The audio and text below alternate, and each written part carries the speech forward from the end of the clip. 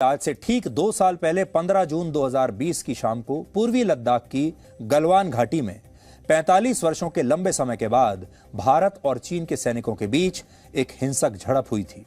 और इस झड़प में तब भारत के 20 सैनिक शहीद हुए थे, जबकि चीन के 40 से ज्यादा सैनिक उस समय मारे गए थे। हालांकि चीन आज भी दावा करता है कि उसके केवल 4 सैनिक ही मारे गए थे, लेकिन सच ये है कि 40 से ज्यादा सैनिक उसके मारे गए और उसके बाकी सैनिकों को वहां से भागना पड़ा। पूरा देश जानता है उस दिन गलवान घाटी में क्या हुआ था, इसलिए आज हम आपको उस घटना के बारे में नहीं बताना चाहते, बल्कि आज ये बताना चाहते हैं कि यह हिंसक झड़प कैसे भारत और चीन के रिश्तों में एक बहुत बड़ा टर्निंग पॉइंट साबित हुई। और उस दिन गलवान में हमारे शहीद सैनिकों ने जो भी किया, उससे हमारे देश में एक नए युग की शुरुआत हुई। चीन को लेकर हमारे देश में हमेशा से एक डर था, जो डर हमेशा के लिए गलवान के बाद समाप्त हो गया। कल्पना कीजिए अगर उस दिन हमारी सेना और हमारे जवान गलवान में चीन के सामने कमजोर पड़ जाते। चीन की सेना मान लीजिए अगर उन पर हावी हो जाती, गलवान घाटी पर अगर चीन की सेना अगर अपना कब्जा कर लेती, तो 140 करोड़ भारतीयों का मनोबल कितना टूट जाता।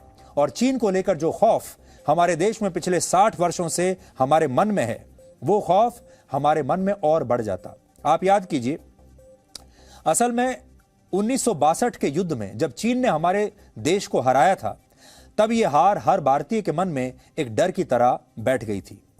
और उसके बाद हमारे देश की एक के बाद एक पीढ़ियां जो हमारे देश में पैदा हुई, उन सब पीढ़ियों की सबकी आत्मा पर इस 1962 की हार का बोझ रहा।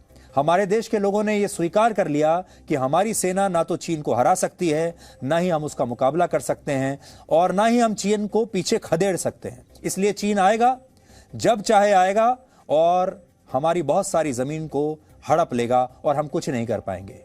ये सोचते सोचते न जाने हमारी कितनी पीढ़ियां पैदा हुई और चली गई। एक के बाद एक हर पीढ़ी इसी मानसिक दबाव में जीती रही, और इसके बाद कई वर्षों तक हमारे देश ने चीन का मुकाबला इसी डर के साथ किया, या ये कह लीजिए मुकाबला हमने किया ही नहीं। एक तरीके से हम सरेंडर मोड में थे। लेकिन गलवान में हुई हिंसक झड़प ने देश के लोगों का मूड ही बदल दिया, और लोगों ने यह समझा कि भारतीय सेना चीन की सेना को न सिर्फ हरा सकती है, बल्कि उसे युद्ध क्षेत्र से वहां पर बुरी तरह पीट भी सकती है और वहां से पीछे धकेल सकती है। इस सैन्य संघर्ष के बाद ही भारत ने पहली बार चीन के खिलाफ सख्त रुख अपनाया। उसके बाद आपको याद होगा, पिछले 2 साल में भारत ने चीन के 321 मोबाइल ऐप्स को ब्लॉक किया। आर्थिक गड़बड़ी के मामले में चीन की 500 से ज्यादा कंपनियों के खिलाफ जांच शुरू हुई। हाईवेज बनाने के लिए और दूसरी चीजों के लिए जो सरकारी टेंडर निकाले जाते थे, उन सारे टेंडर्स में चीन की कंपनियों के हिस्सा लेने पर हमारे देश ने रोक लगाई। ये सब कुछ पहली बार हुआ है।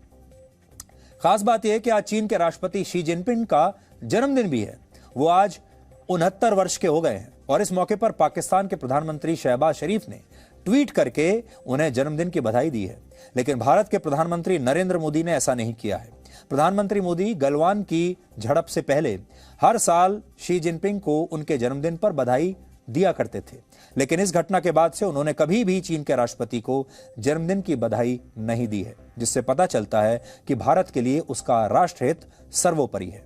गलवान के इन 20 शहीदों ने भारत को हिम्मत के साथ चीन के सामने सिर उठाने की प्रेरणा दी है, और इसलिए आज हमें इन शहीदों के बलिदान को भूलना नहीं चाहिए। और आज हम आप सबके साथ मिलकर इन शहीदों को श्रद्धांजलि देना चाहते हैं, जिन्होंने भारत को एक नए युग में प्रवेश करने में मदद दी। और आज हम चीन से डरते नहीं हैं, बल्कि आत्मविश्वास के साथ ये मान चुके हैं कि हम चीन की सेना को पीछे धकेलने में सक्षम हैं। और इन लोगों ने बहुत बड़ा काम किया। अगर उस दिन हमारे जो वीर जवान हैं, अगर इन्होंने अपनी जान की परवाह की होती, सोचिए अगर उस दिन अगर ये पीछे हट गए होते, अगर चीन की सेना इन पर भारी पड़ गई होती, अगर चीन की सेना ने गलवान घाटी पर कब्जा कर लिया होता, तो आज हम सब के जो सिर हैं वो शर्म से झुके होते। इसलिए हमारे इन 20 जवानों ने अपनी जान की परवाह नहीं की, अपनी जान दे दी इस भारत की एक एक इंच जमीन के लिए, और इसलिए ताकि हम और आप आज फक्र से अपना सिर उठाकर चीन को जवाब दे सके। Presenting B News app available on Google Play and App Store. Download it now.